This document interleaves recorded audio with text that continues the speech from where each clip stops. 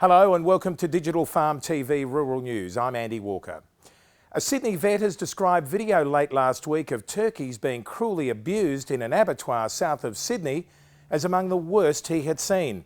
Dr. Mark Simpson has reportedly called for mandatory CCTV monitoring of all slaughter lines in all Australian meat processing works as a response. Video footage shown on ABC TV's Lateline program of poultry workers mistreating turkeys at an Ingham's processing plant has reportedly been turned over to police. The vision shows workers repeatedly kicking birds, stomping on their heads until they were still and slamming them up against production line machinery. Post-farm gate agribusiness conditions are soaring thanks to a continuing rally in global equity markets and positive news from world trading partners such as China and the United States. The latest National Australia Bank Agribusiness Quarterly Survey highlights a shift into the positive post-farm gate conditions for the first time since December 2011. NAB Agribusiness General Manager Khan Horn said the shift in the December quarter 2012 reflected a more buoyant outlook on the ground. Consumer confidence had been a major factor, reflecting a more upbeat global growth outlook, he said.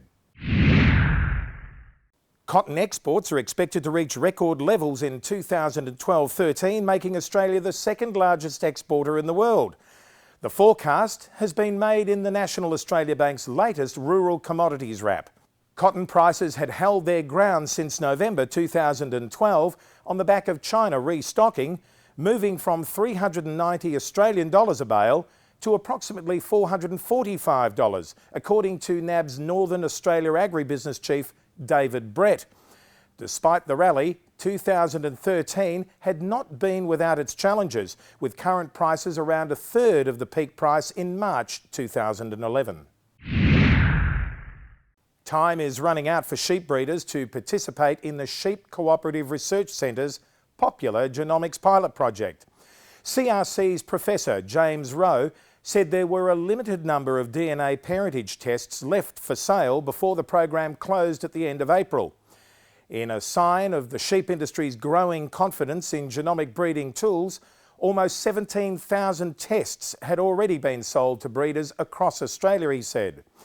Professor Rowe reminded producers that applications to participate in the project would close this weekend and program blood cards had to be submitted by April 30.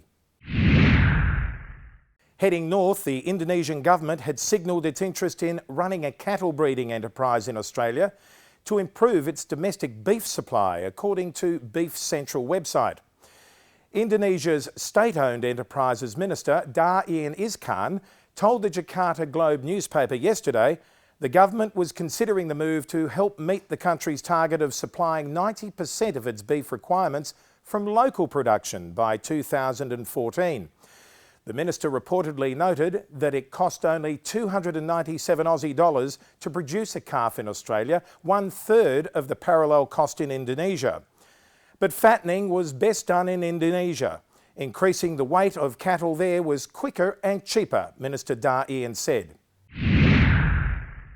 Well, that's it for Digital Farm TV Rural News this week. I'm Andy Walker and I look forward to your company again next week. Goodbye.